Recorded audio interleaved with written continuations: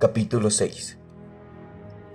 Si bien las palabras plagadas de veneno y la arrogante actitud de Garrosh no eran algo inesperado, Anduin se sintió bastante decepcionado. Muchos se sorprenderían de que se sintiera así, puesto que Garrosh había atacado en su momento a Anduin directamente, y éste había logrado sobrevivir a duras penas. Hacia el final de su época como jefe de guerra de la Horda, Garrosh se había ido obsesionando cada vez más con ir acumulando más y más medios tanto espirituales como mágicos para poder derrotar a la Alianza. Daba igual el coste a pagar. Aunque Anduin no podía dar mucho crédito a algunas de las cosas que se rumoreaba que había hecho Garrosh, había sido testigo de otros actos suyos con sus propios ojos, de los que sí podía dar fe. Garrosh, al contrario que Varian, había decidido valerse de las tenebrosas habilidades del Shah, la capacidad de lograr que las emociones negativas se manifestaran de un modo letal y aterrador en el plano físico, para lograr que sus tropas fueran todavía más poderosas. Garrosh había robado una reliquia Mogu conocida como la Campana Divina para conseguir sus fines. Cuando tañía, la campana provocaba un puro caos de un modo incesante. Al igual que sucedía con todo en Pandaria, había una manera de anular la campana: la Marra Armónica, una reliquia rota que Anduin logró reconstruir y con la que se enfrentó a Garrosh. Tras lograr golpear la campana con la marra, ese ruido disonante pasó a pura armonía. Como había frustrado sus planes, el orco iracundo había golpeado la campana con su hacha. De esa manera, Gorehowl hizo añicos la reliquia Mogu, así como los huesos de Anduin. Volvió a sentir ese intenso dolor en todas partes del cuerpo que los fragmentos rotos de la campana le habían aplastado. Esa agonía renacía brevemente cada vez que cambiaba de posición y se manifestaba de un modo distinto y más profundo cuando recordaba el incidente. Belen le había dicho que el dolor probablemente nunca desaparecería por completo y que cabía la posibilidad de que con la edad fuera a más. El cuerpo nunca olvida del todo el daño que ha sufrido y cada uno de tus huesos tiene su propia memoria, le había explicado. Luego, el anciano Draenei había sonreído y añadido: gracias a la luz, querido y joven príncipe, vas a vivir para escuchar esos recuerdos. Eso fue más que suficiente para Anduin, quien tras reflexionar había alcanzado la conclusión de que, al igual que la marra había hecho surgir la armonía de la discordia, también se podía hacer lo mismo con los seres con conciencia de sí mismos. Anduin creía esto en lo más hondo de su alma, y era algo en lo que también creían los Draenei e incluso los Naaru, los cuales eran mucho más sabios que él. El anillo de la tierra, que había hecho tantas cosas para ayudar al mundo a recuperarse después de las heridas que Deathwing le había infligido, estaba compuesto por chamanes de todas las razas. Se habían unido al Círculo Cenarion para curar al árbol del mundo Nordrasil. La cooperación era posible. Él había sido testigo de ello. A pesar de que todo individuo era único, podía aunar esfuerzos con otros y crecer así en el plano personal. El juicio no había hecho nada más que comenzar. Si oír cómo recitaban esa lista de crímenes no había conmovido a Garrosh, sino que encima había provocado que se jactara de ellos, entonces tal vez la ingeniosa aportación al juicio de los dragones bronces podría lograrlo. El joven príncipe se sentía mal por Bane Bloodhoof, al que seguía considerando un amigo.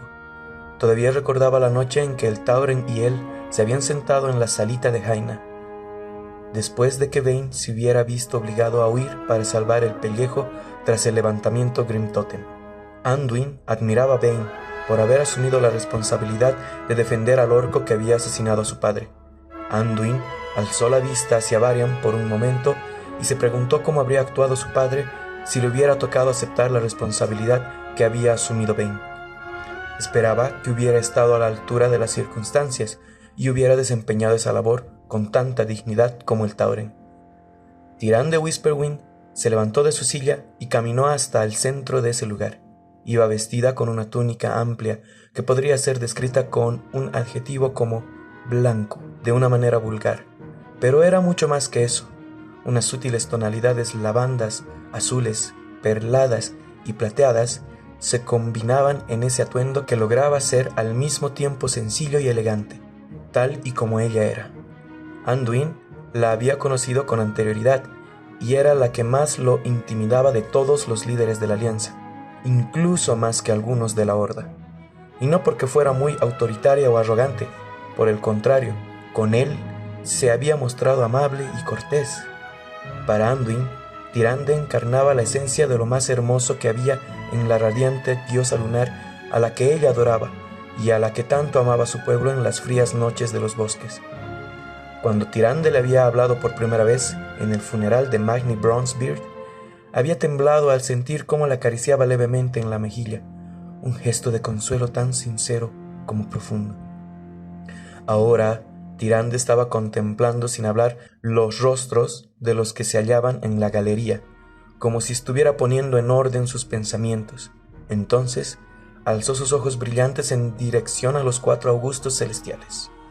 Como acusadora, tengo derecho a hablar primero ante el jurado y ante todos los que se han congregado hoy aquí, dijo con una voz potente que llegó a todas partes y que era más melodiosa que estridente. Se me concede este derecho porque el acusador debe demostrar sus acusaciones. No obstante, me siento tentada a dejar que el defensor hable primero, porque Chusao Bane Bloodhoof ha aceptado una tarea mucho más complicada que la mía. Echó a andar de un modo elegante y su larga melena azul se meció en el viento a la vez que elevaba su rostro lavanda hacia los espectadores y añadía: Garrosh Hellscream me ha hecho hoy un gran favor. No solo ha admitido que esa larga lista de crímenes horrendos de los que se le acusa es cierta, sino que ha insultado a este tribunal.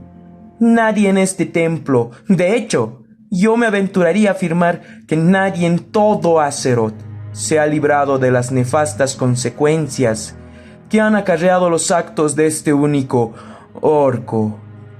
Entonces miró a Garrosh y, a pesar de que apenas cambió su expresión, Anduin fue capaz de percibir el odio que reflejaba. Mi labor, que es al mismo tiempo un honor y un sombrío gozo, consiste en demostrar que Garrosh cometió todos los delitos de los que se le acusa. Y no solo esos, sino muchos más. Pretendo demostrarles que cometió todos esos crímenes siendo perfectamente consciente de la angustia y el sufrimiento y la destrucción que iban a causar. En ese instante se calló y se volvió hacia la mesa donde se encontraban sentados Chromie y Kairos. Se llevó las manos al corazón, les hizo una honda reverencia y dijo: Doy las gracias al vuelo de dragón bronce, ya que ahora mi labor no consiste solo en repetir de manera tediosa un montón de palabras a las que al final dejaríamos de prestarle atención, sino que les podré mostrar de verdad cómo sucedieron esos acontecimientos. Verán cómo Garrosh Hellscream conspiraba y maquinaba. Lo escucharán mentir y, al final, serán testigos de sus traicioneros actos. Garrosh no le interrumpió lo más mínimo. Tyrande estaba estableciendo las líneas maestras de la acusación y estaba claro que iba a ser despiadada. Iba a mostrarse implacable. Anduin pensó que Garrosh sería incapaz de mantener la boca cerrada ante ese discurso, pero así fue. Si eso supuso una decepción para Tyrande, no lo demostró. Tras arrugar esa delicada nariz suya, volvió a mirar al público ahí reunido. Esta vez habló con un tono más suave, plagado de esa misma compasión que había teñido su voz cuando Anduin la había conocido. Sé que algunas de las cosas que veremos serán terribles, y que muchos de ustedes han sufrido en persona la consecuencia de lo que Garrosh ha hecho. A todos ustedes les ofrezco mis más sinceras disculpas por el dolor que debo causarles, pero creo que sufrirían más si no utilizara todos los medios que tengo a mi disposición para que se haga justicia de verdad con este orco. Acto seguido, se inclinó ante esos 4 grandes seres que permanecieron tan quietos como una estatua de piedra, pero cuya presencia podía sentirse en todo ese lugar. Augustos celestiales, son tan generosos como sabios. Ambas son cualidades que respeto. Les pido que impartan esa verdadera justicia de la que he hablado. Espero que hallen a Garrosh Hellscream, antiguo jefe de guerra de la Horda, culpable de todos y cada uno de los delitos abominables contra Azeroth de los que se le acusa, contra sus individuos, sus razas y este mundo en sí, y que se le aplique el mayor castigo posible, la muerte. Shalorma. Gracias. Anduin expulsó un aire que no sabía que había estado conteniendo.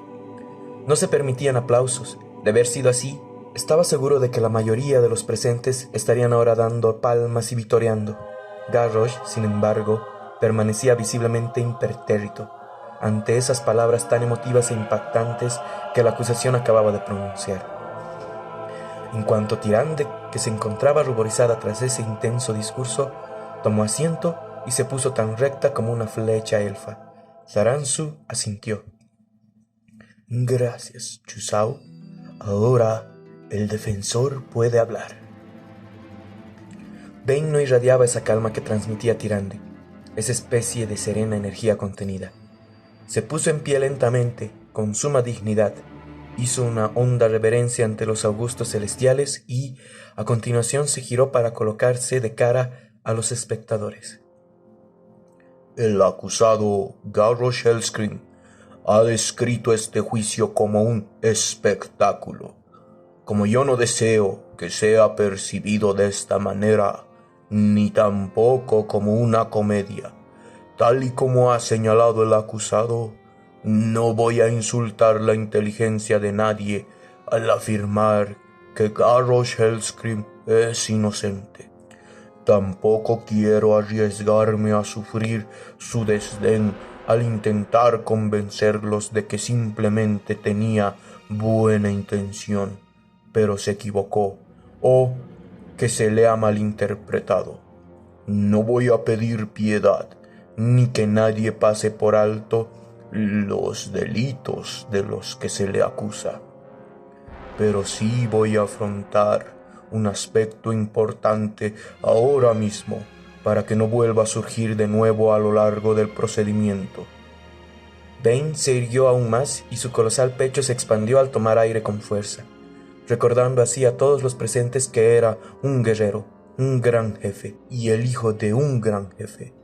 Acto seguido, añadió: Garrosh Hellscream asesinó a mi padre. La mayoría de ustedes ya lo saben, pero aquí estoy, aunque no porque tenga en gran estima a Garrosh como individuo, sino porque he sido elegido para defenderlo y he aceptado hacerlo. ¿Por qué?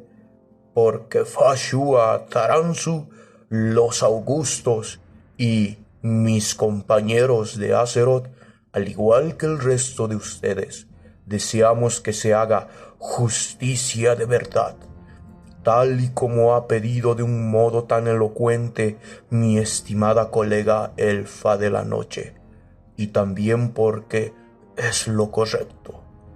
Echó a andar a la vez que contemplaba al público como si lo estuviera retando a contradecirle.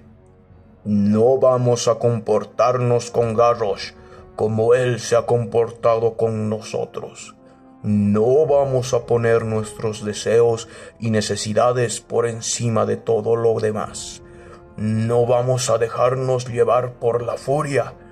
No vamos a reclamar su muerte, ni venganza, ni que devuelva a nuestras razas una gloria que consideramos mancillada. Somos mucho mejor que eso. Somos mejores que él.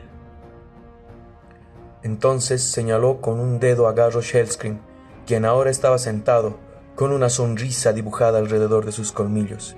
Al instante prosiguió: y como somos mejores, vamos a escuchar y vamos a alcanzar un veredicto justo tanto a nivel racional como emocional que las generaciones venideras considerarán realmente ecuánime.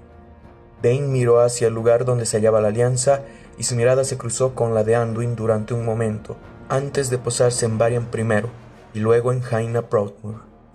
Jaina fruncía el ceño, mostrando así esa pequeña hendidura que le afeaba la frente cuando hacía ese gesto.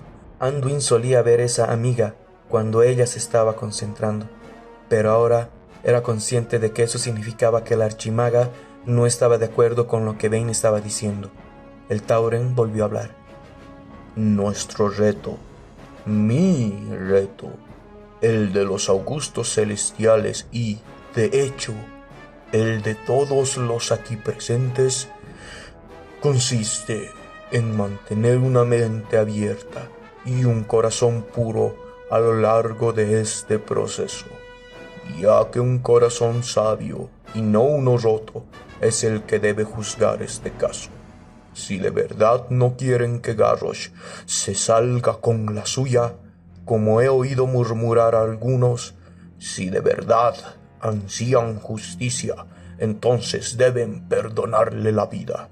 Mientras uno sigue viviendo, siempre existe la posibilidad de cambiar. Uno puede hacer algo para arreglar lo que ha hecho mal. Gracias. Tras hacer una reverencia, regresó a su asiento. El discurso inicial de Bane fue recibido con un silencio sepulcral, lo cual no sorprendió a Anduin. La batalla judicial no solo se le iba a hacer muy cuesta arriba al Tauren, sino que iba a ser más bien como escalar una pared vertical de una montaña. Habrá un receso de 1 hora. El proceso se reanudará esta tarde con el testimonio del primer testigo, señaló Taranzu, quien golpeó el gong y se levantó. Todo el mundo se puso en pie en el anfiteatro y, acto seguido, las conversaciones se reanudaron. El murmullo de las conversaciones animadas, algunas furiosas, otras alegres, aunque en todas, absolutamente en todas, se criticaba duramente a Garrosh. Pese a que Anduin intentó captar la atención de Bane, el Tauren se había acercado de un modo mesurado y con un gesto sombrío a hablar con Kairos. Anduin lo observó un momento y deseó que ojalá fuera posible que pudiera aproximarse a ese Tauren al que consideraba un amigo para ofrecerle su apoyo. Tal vez algún día podría hacerlo. Entonces posó sus ojos en Garrosh y la tensión lo dominó. El orco lo estaba mirando directamente a él. Aunque era imposible descifrar qué pensaba, pues se mantenía impertérrito, Anduin notó que le sudaban las manos y que sentía una fuerte opresión en el pecho ante la presión de ese gélido escrutinio. Al instante, su mente voló hacia ese momento en que había enfrentado a Garrosh en su día, cuando había golpeado la campana, cuando había transformado el caos en armonía, cuando se había vuelto hacia Garrosh y le había dicho al orco lo que la marra había hecho, cuando Garrosh se había enfurecido. ¡Muere, mocoso! Y entonces Anduin se sobresaltó al notar que alguien lo agarraba del hombro y se ruborizó al darse cuenta de que solo se trataba de su padre. ¿Estás bien?, le preguntó Varian, quien a continuación miró hacia donde miraba su hijo. Enojado, profirió un leve gruñido. Vamos, comamos algo. No tienes por qué mirarlo si no quieres. A pesar del miedo que lo había recorrido por entero al cruzar su mirada con la del orco, Anduin descubrió que realmente no le importaba tener que mirar o no a Garrosh. Las palabras de Garrosh todavía reverberaban en los oídos y en el corazón. Además, Garrosh no se estaba regodeando, sino que agachó la cabeza en señal de respeto y, acto seguido, se levantó para seguir a los guardias que lo llevaron para que pudiera ir a comer. «Estoy bien, padre», respondió Anduin, quien añadió: «No te preocupes, hiciste lo correcto». Varian sabía a qué se refería. El rey dirigió sus ojos a Garrosh al mismo tiempo que fruncía los labios. «Yo ya no lo tengo tan claro. Para nada». Habían dado por supuesto que había muerto, y Saela, la señora de la guerra Dragonmaw, prefería que eso siguiera siendo así. Al principio, había estado tan cerca de la muerte que muy poco había podido hacer al respecto. Durante el asedio de Orgrimmar, le habían disparado y había caído de su protodragón, Galakras, hacia una muerte segura. De un modo asombroso, había sobrevivido a la caída, y aunque las heridas habían sido muy graves, Su voluntad era muy fuerte. Decidida a sobrevivir, Saela había lanzado una bomba de humo para distraer a sus enemigos y había echado a correr como había podido, dando tumbos antes de desplomarse. Había logrado recuperarse animada por la certeza de que había sorteado la muerte por algún propósito concreto, y ese propósito era salvar a Garrosh Hellscream, quien en esos momentos estaba siendo juzgado y cuya vida corría peligro. Tanto ella como muchos de los Dragon Maw se habían retirado a Green Battle, pues ese lugar se hallaba ahora abandonado, donde en su época habían vivido los momentos más importantes y gloriosos de su historia, hasta ahora. Ahí, Saela y algunos otros más se habían recuperado sin que nadie lo supiera. Urdía sus planes en la misma sala donde la gran protectora Alexstrasza había sido torturada para que engendrara nuevas monturas de dragón rojo para los Dragon Maw. Incluso los profundos surcos que un agonizante Alexstrasza había dejado con sus garras en la misma piedra de la montaña, incluso el mero hecho de hallarse junto a una enorme cadena que en su momento había obligado a la matriarca dragona a agachar su roja cabeza, la animaban a seguir adelante día a día con sus planes. Había llegado a sus oídos que la horda de Vol'jin había peinado las tierras altas crepusculares en su búsqueda, y que ahora habían puesto precio a su cabeza, pero nunca se les ocurriría buscarla aquí. Saela estaba segura de que tal descuido se debía a que Vol'jin era un troll, un jefe de guerra orco. Habría sabido que debía registrar Green Battle de todos modos. Este no iba a ser su hogar para siempre, pues debían entrar en acción pronto. Ahora contemplaba lo que quedaba aún de su clan con el corazón henchido de orgullo. Mis Dragon Maw, dijo con una voz embargada por la emoción, me siguieron cuando me enfrenté a ese orco vil llamado Mogor, que nos lideró una vez, pues sabían que la orgullosa raza orco jamás debe haber sufrido la ignominia de tener un líder como él. Siguieron a Garrosh Hellscream, cuya única meta era mantener a la horda fuerte, pura y poderosa. Por soñar con una horda de verdad, ahora languidece en prisión, mientras los defiende un Tauren y su destino se halla en manos de los celestiales de Pandaria. Mis espías ahí me informan de que todavía contamos con pocos días para salvar a nuestro glorioso jefe de guerra. Recorrió con la mirada a todos y cada uno de ellos, sabedora de que se sentirían igual que ella, aunque era inevitable que las dudas los recomieran. Están adiestrados, están preparados. Aún así, seguimos siendo pocos en número, y son tan conscientes como yo de que si caemos, es muy probable que ninguno de nosotros sobreviva. Pero prefiero morir en batalla por una causa noble que seguir escondiéndome, aunque sea aquí. Griten si están conmigo. Un rugido estalló. Todos ellos agitaron sus armas, gritaron a pleno pulmón y pisaron con fuerza el suelo. Ella estalló en carcajadas y se sumó a su warsong. ¡Por los ancestros! Tal vez triunfemos valiéndonos únicamente de nuestra voluntad y nuestro corazón. Mientras hablaba, detectó movimiento en la entrada. Uno de sus exploradores avanzaba presuroso hacia ella y pudo ver que portaba un pergamino. Acto seguido, cayó de rodillas ante ella, jadeando. Mi señora de la guerra, he venido corriendo todo el camino. Un intruso me ha pedido que te entregue esto. Estiró el brazo con el que sostenía el pergamino, que estaba un tanto arrugado por haber sido agarrado con demasiada fuerza, para ofrecérselo. Presa del enfado, Saela gruñó y para disimular su preocupación rompió el sello y leyó: «Saludos, doncella guerrera. Si bien nos hemos visto obligados a agachar la cabeza, aún la conservamos sobre los hombros. Mientras el jefe de guerra viva, todavía habrá esperanza en los fieros corazones de todos aquellos que creen en la verdadera horda, en la horda tal y como era antes, y tal y como volverá a ser en el futuro. Si compartes esa esperanza, si tu corazón late de emoción al recordar la gloria del pueblo orco, permíteme entrar para poder hablar. Puedo ser de gran ayuda. Un amigo.